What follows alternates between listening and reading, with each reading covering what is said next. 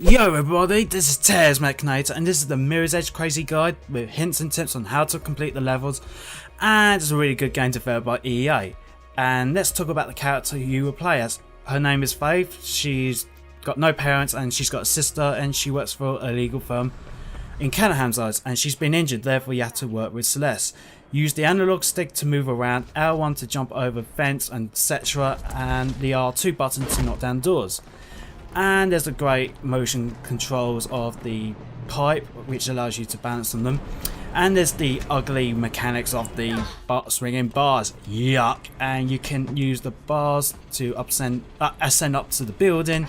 And there's the horrible shimmering system. Even Lovecraft can go faster than this. However though, you're rewarded with a very fun part of the level where you go down the zip wire, yay! And then the game teaches you how to use the L2 button whilst jumping, which gives you a little bit more height. However though, if you let's say fail to follow its instructions, guess what, you have to do it again, like here. Eventually though, you get to the top of the level where you meet Celeste again, and she offers you to have a boxing match with her. Use R2 button to punch her hand, and the good thing about the fighting mechanics is that you was holding L2 or L1, you can use special maneuvers to kill the enemies a little bit easier. Then Celeste gives up and then she offers you some gun training. The stealth aspect of the gun mechanics is really good because you can just kill enemies that way. 3-1ers for the win. However though, I would say the same for the opposite side where you have to face them, but it's not, because it's a little bit harder. They swing your gun and then you most likely can get hit by them. In order to prevent that from happening, whilst in slow motion pressing the square button, you can press the triangle button. And one last tip, don't fall off. Brutality. Fatality. After showing off your skills to Mark, he gets pissed off and he wants you to go to the building with the big tower on it. After going down the fun zip wire, you got two paths to go into. I'd rather get the left path because it's quicker. Use L1, R1 and L1, R1 again. God, that's a mouthful. In order to get to the roof, and you use the wall jump in order to get to the other building there quickly and meet Mark's demand. And then you jump on the poles again. I don't know the reason why they're coloured red, but anywho. And you go into this claustrophobic area where you need to time your jumping right, or else you have to do it again. And you go to the fence where you collect the package, and then you listen to Pope's radio and listen to his the broadcaster's news about him, and then unknowingly to you, the police are waiting for you. God, those police, they love interrogating people. But in order to escape the building very quickly, you need to wall jump onto that part, and you need to exit the building as soon as possible because they can catch up really quickly. After dealing with some policemen, well, running away from them in different buildings, there are two more policemen where you need to fight or run away from. I tend to disarm the second one because he's quite tricky to get through. And don't worry, they're not easy. They're quite easy to kill because they've got less padding on them. And after you jump over the red plank, which is really useful if you're at the beginning of the game, and then Celeste demands you to give her the package. Then she tells you that the squad team are there to get you. And what's the first thing that you do in order to escape? Let's say, oh yeah, jumping through the gates and then eventually off the building where you could die. Oh, there's a helicopter there. Oh, that's conveniently placed. And then you jump onto it with the red bars. What's this city's fascination with red? Anywho, and you look back onto the reflection of the building and yourself, and you wonder to yourself, what happened? And luckily though, you escaped, and you can say suckers to the policeman. And it makes you wonder how they got the information in the first place. Good afternoon, Paddock. How can I help? But yeah, basically what it was is that I just dropped into a 3-1ers discussion whilst they're training, and they are intending to steal a package in the financial district on the Orange Tower. Certainly I will send a unit or two there. Thank you for your cooperation, and goodbye. The name of the next level is reviewed by the man on the telecom. Well, the dress actually. Thank you, man. And on the roofs near post offices, you need to use L2 in order to give yourself a little bit momentum and height. There's electric fence, but you can jump over it, but I failed obviously, and you need to use the convenient place jumping obstacle in order to get there. When you get to the advertisement board, you need to give yourself a little bit more momentum in order to survive the long jump of death. It has killed me so many times. Then you break into post offices and wait patiently on the lift that's promoting White's manifesto and the avian flu. I just can't stomach the list in this game. They take too long. They're just basically loading screens, and they don't. After picking the piece of paper from Pope and ensuring Kate's going to be alright, you run through the Xbox building and jump over the obstacles. At the end of the corridor, the sneaky little developers put in a function that is not coloured red, so it's a little bit secret, and you just jump over them to save about 3 seconds at least. And instead of going for the accountant offices, you just literally go jump on above the servers. However though, the police are still very angry about the donuts, therefore they won't quit until you die. In order to escape from the room, you need to use the ventilation. In order to get there, you need to use the wall jump, and then use them as your friend. Don't even stay too long in the vents, because they could kill you easily with their shotguns, and then eventually you need to exit the building. And there is one part where you become a badass. This is badass moment number 1.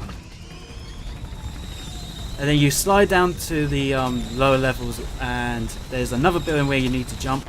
And there's some buildings where you have to jump, well, etc. And eventually you use the scaffolding where you jump off to the lower building in order to save you time and prevent yourself from being slaughtered from that helicopter. That psychotic helicopter is always getting my nerves. And then instead of taking the slow route, you will jump onto the pipe again that is broken. I don't know how it works, but I just jump. And then you just wall jump again onto the other building, and it takes you to the building with the solar panels where you hide from the helicopter. And then this bit, I love this bit. I just like it how you can make the policemen look like knobs.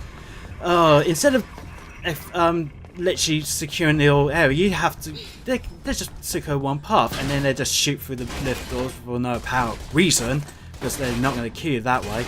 And then wait patiently on the lift, and then you go through the buildings again, and then you go through the glass roof. Well, not glass roof, the glass corridor, and which takes you to the plaza, which has got loads of policemen chasing you, and you can hear them outright. And then you take. There's a maze at the end of the level where you've got to turn left at one gate, and then you have to slide through. And there's the second part which is coloured pink, yuck. And you just at the third closing gate, you've got to slide underneath, which takes you to the central plaza, where you've got to meet 2 CPF officers chasing you. And the benefit of that is that you can defeat the trial one that way. However though, they define physics by shooting you from a range that is quite difficult. For example, how could they shoot you from that perspective? But anywho, you finish the level by jumping on the zip wire again, and you see Robert Pope's face again, and there's Creed coming to save the day. Goodbye, policeman. Again. In Jacknife, you climb the red pipe in order to ascend to the upper parts of the building. However though, this is a long process, and the mechanics are broken again with that pipe. And then eventually what will happen is that you go to the main canal where you have to run from the policemen. They don't shoot at first, but when they get really mad, they decide to shoot at you when you reach the first corner. I tend to use the L2 button again when jumping. It gives you a little bit height. And I tend to stick at the left path in order to avoid the policemen who are shooting at you. And the sniper person, well, he's really irritating. So in order to prevent him from shooting at you, you got to go to the white path where the janitor's room. Well, I don't know whether he's the janitor or not, but he's got the door open. Thank you very much. And you open the valve which leads you to the upper part of the sewers. Yuck. As soon as you exit this part of the building, you go into the area where it's surrounded by policemen. You got to go up to the crates, and there's a part where you have to use the what was it? The cranes as leverage so that you can drop down onto the sewers. However, this is not over yet, because the helicopter is very ambitious and he tends to become very psychotic. Therefore, he doesn't care how low you go.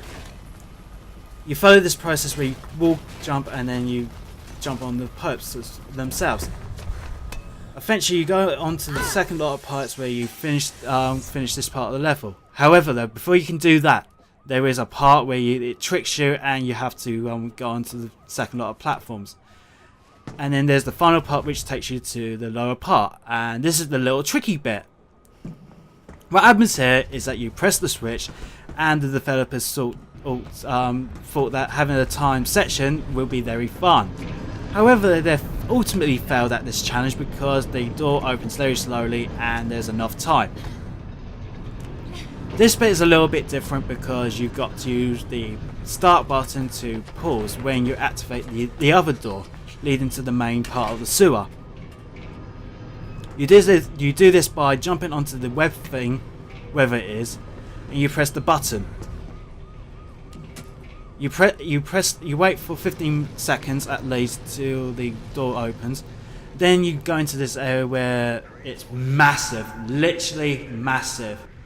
How big are the sewers? I don't know how the city is able to afford that. Then you go ascend to the upper part of the building itself by jumping over the balconies, etc. And then you go up through the conveniently placed boxes, which allows you to go to the upper levels. Then you balance yourself onto the pole where it takes you to another part where it leads you to the fourth level. However, it's at this point where the snipers are introduced. They're irritating little creatures that tend to shoot at you. With enemy tip number 1, always avoid their fire because they can kill you within 2 shots. And instead of going through the ladder, you can just wall jump onto the next level, and this will take you to the bar.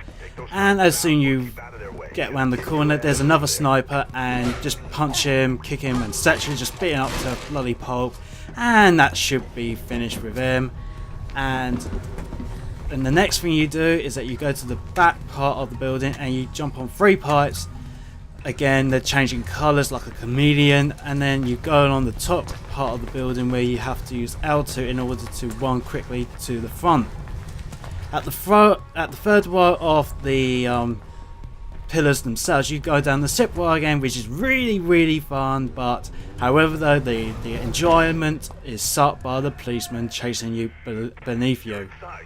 Just look at those party poopers. And as soon as you press the button and go up the maintenance area, there's a waterfall where you have to on purposely allow yourself to get hit so that you can land on the pipe. And then you activate the door by pressing the button, and just be careful with this bit because the wall jumping in this bit is a little bit difficult. And as soon you go through that bit, there's a what? This is copy and pasted. What? Anywho, wherever this place is, it's copy and pasted, and you go up the pipes where you have to use boxes to jump onto lifts, etc. And the main goal that you need to achieve is open the valve in order to block the water flow. I don't know how that works, but I thought you would have a pass or something. But then you jump onto the pipes themselves and believe it or not, I actually survived this. I think that's really cool. The cool moment of the day. And you wait till the other crane lifts the metal bit. I don't know what it's called, but anywho. And guess what? You got to jump onto it when it's highlighted in red. We're jumping off, and you go through the copy and pasted area. What? We've been to this area already. Damn those developers. Instead, this time the CPF officers have got shotguns. So what I will recommend is that you just jump over the crates and get into the building where Jacknife is. You'll be taken to a lift where you'll be there impatient because it's a long ride and it's promoting Callahan, the main villain of the game. And you visit Jacknife on the top of the building, and by the way, Callahan's not the main. She is the main villain, but she doesn't appear in the game. And Jacknife, what I tend to do is that you just use the L2 button to go really fast. And there's one trick where he has to run really fast because he sees you right beside him.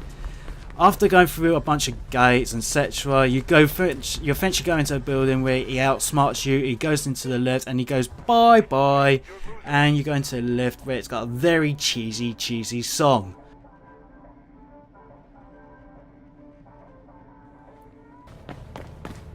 And then once he makes the mistake, he goes into an unconscious state, and this allows you to have an opportunity to catch up with him. And you go along the building where it's got pipes and etc. And at the far end of the wall, you wall jump onto the scaffolding, and this is one trick that you need to be aware of. In order to finish the trial one, you need to use that path in order to get to Jacknife within, I think it's 13 minutes. And then you eventually reach Jacknife, where he's telling you about Burfield, and he insults your sister a little bit, and Faith becomes a little bit offended by it. You a fan of wrestling?